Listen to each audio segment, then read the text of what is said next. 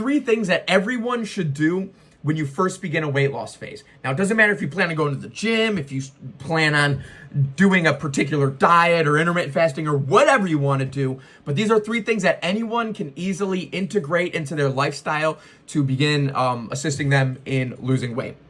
So first thing is drinking water before each meal. And when I say before, I mean immediately. So not 30 minutes leading up, not while you're cooking it, not in the morning when you first just wake up and are not going to eat for another 2 hours or whatever. But I'm talking, you cook your meal, you set it down, you walk back over, fill up a glass of water, slam it, and then you can fill it back up if you want or get whatever you're going to drink with that meal and sit down and eat. So immediately before.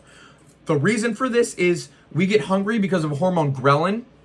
One of the signals to stop producing ghrelin is just volume in our stomach. And in today's world, we usually eat pretty quickly. So when we're just normally eating, however we eat, normally you could eat quite a bit. And oftentimes people like overeat during a meal, and then an hour later you're like, holy guacamoles, I ate a ton. Why did I do all that? But it's just because you ate a little too quickly for your body to tell yourself you're starting to get full. So if you could start that process a little earlier by getting a glass of water down and just getting a little bit more volume in your stomach, that'll help you to not overeat during your meals. Second thing you should do is get at least 200 to 300 minutes of activity per week. So by this, I don't mean going to the gym for 200 to 300 minutes a week, but just generally doing something with the intent of being active. So if you have kids and you got a playground in your backyard, go out and like climb up their little rock wall with them, freaking hold them, go down the slide, like stay moving. If you're going shopping, park in the back of the parking lot so it takes like 2 minutes to walk to the store rather than 15 seconds. Things like that, just things with the intent being active. Then obviously you can just go walk around your neighborhood, go on a bike ride and do things like that as well. But 200 to 300 minutes is what ACSM, that's like the leading body in the fitness industry, recommends for weight loss. Now, everyone's going to be different on the scale. Some people will be 200, some people will be 300, some people will be outliers, over, under, things like that. But statistically, within that range, people are better off in losing weight and able to keep it off if you can sustain an activity range between 200 to 300 minutes a week. All right, third thing you should do is eat some kind of protein source per meal.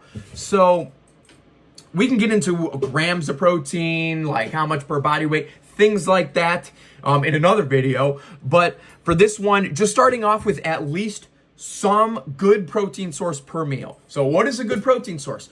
The easiest thing you could just simply do in your head is 1 gram of protein per 10 calories. So if something has 320 calories, move the decimal over 1. It should have at least 32 grams of protein, and then it would be a high like protein per calorie source. If something has 20 or 200 calories, 20 grams of protein. If something has 12 calories, 1.2 grams of protein. So just easy calculation, move the decimal over 1. Now, that doesn't have to be precisely that. So if something's like 320 calories and it has 30 grams of protein, that's pretty dang close. But if it's like over a 50 calorie difference or so, you're starting to get a little away from that number. But that is what I would define as a high protein source. So the reason for this is that protein burns more calories in digestion than all the other macronutrients. So protein burns about 30% of its calories in digestion. And then carbs burn around like 7-ish%, and all the sources are going to be a little bit different, but somewhere near those numbers. And then fat burns like a fraction of a percent because it takes almost no energy to turn fat into fat.